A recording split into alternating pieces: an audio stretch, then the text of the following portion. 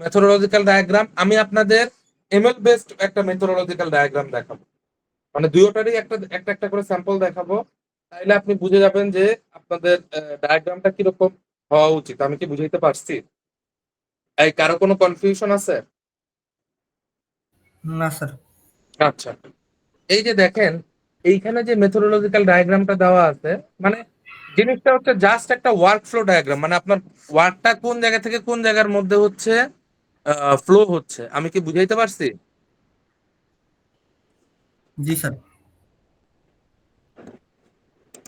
আপনার ওয়ার্ক ফ্লোটা হচ্ছে কোন জায়গা থেকে কোন জায়গায় ফ্লো হচ্ছে। এই যে দেখেন ইনিশিয়াল এগুলো কি দেওয়া আছে, একটা টেম্পারেচার সেন্সর দেওয়া আছে, একটা ইয়া, এটা হচ্ছে যে বৃষ্টি পরিমাপক করে, এটার সেন্সরের নাম মোস্ট প্রবাবলি হচ্ছে রেইন সেন্সর দেওয়া আছে, একটা এলডিআর সেন্সর দেওয়া আছে, ডে লাইট ইয়া করে। তারপর হচ্ছে এই যে দেখেন এইখানে যা সেন্সর গুলোর ছবি দিয়ে কি লিখছে নিচে, data from moisture rain and day light and pH sensor. ঠিক আছে, তো এইখান থেকে ডেটাটা কই যাবে? নোড এমসিইউ ইউনিটে যাচ্ছে দেখেন। এরপর এই নোড এমসিইউ থেকে এই যে যে ডেটাটা এটা প্রসেস করে, এই যে দেখেন মাঝখানে হচ্ছে একটা ব্লক চেইনের ফ্রেমওয়ার্ক আছে। এরপরে ওইটা থেকে ডেটাটা কই যাবে? ফায়ার বেজে যাবে। ফায়ার বেজ থেকে ডেটাটাকে এক্সট্রাক্ট করবে, ডেটাটাকে প্রি প্রসেস করবে, মেশিন লার্নিং মডেল চালাবে। এরপর দেখেন এরপর এই ডাটাটা এই এমএল প্রেডিক্টেড রেজাল্টটা এইটার মধ্যে আসবে। এরপর এই ডাটাটা হচ্ছে মনিটর বা মোবাইল অ্যাপ দিয়ে এই ডাটাটাকে কন্ট্রোল করবে। এরপর এটার মধ্যে হচ্ছে অ্যাকশন নিবে। এই যে দেখেন টোটালটা একটা ওয়ার্ক ফ্লোর মাধ্যমে সুন্দর করে বোঝানো আছে না?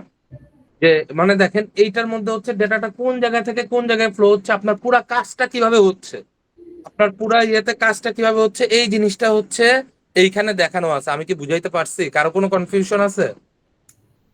না স্যার। না স্যার। ক্লিয়ার? ক্লিয়ার সবাই? জি স্যার।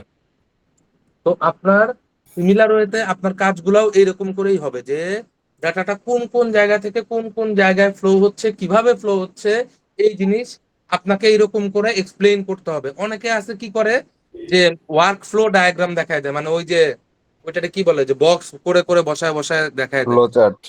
ফ্লো চার্ট, হ্যাঁ হ্যাঁ হ্যাঁ। তো বাবা ওইটার চেয়ে দেখেন এই ফিগারটা অনেক বেশি স্মার্ট ফিগার না?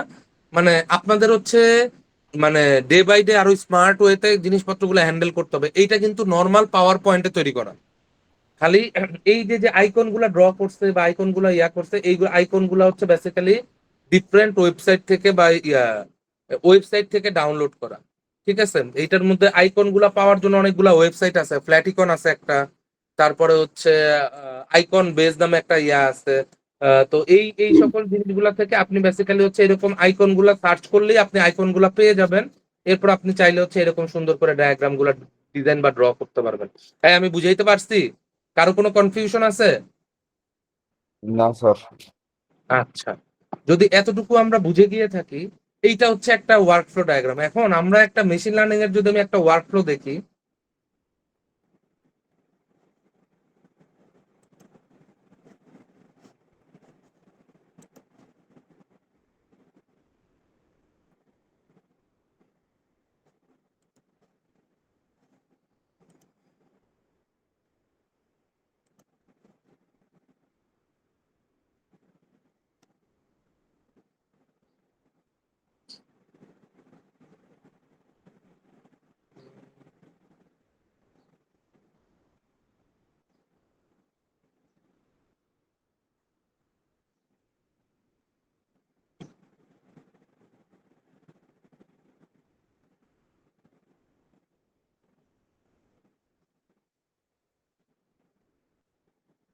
আরো ওয়ার্কফ্লো গুলা ছিল।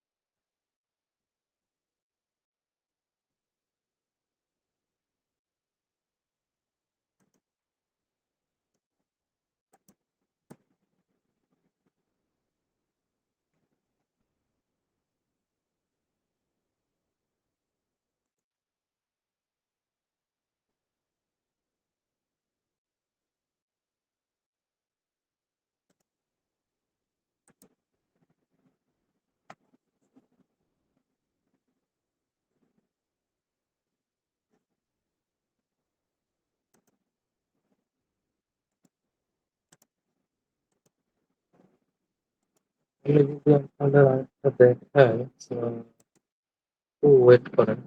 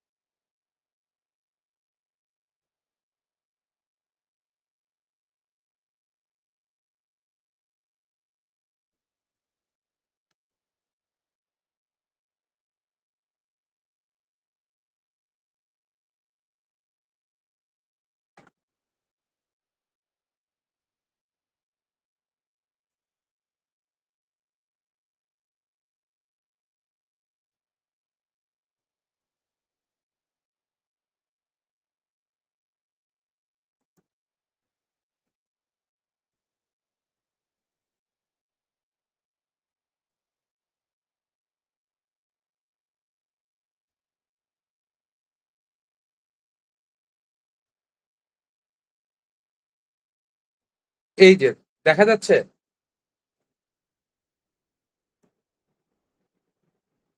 জি স্যার।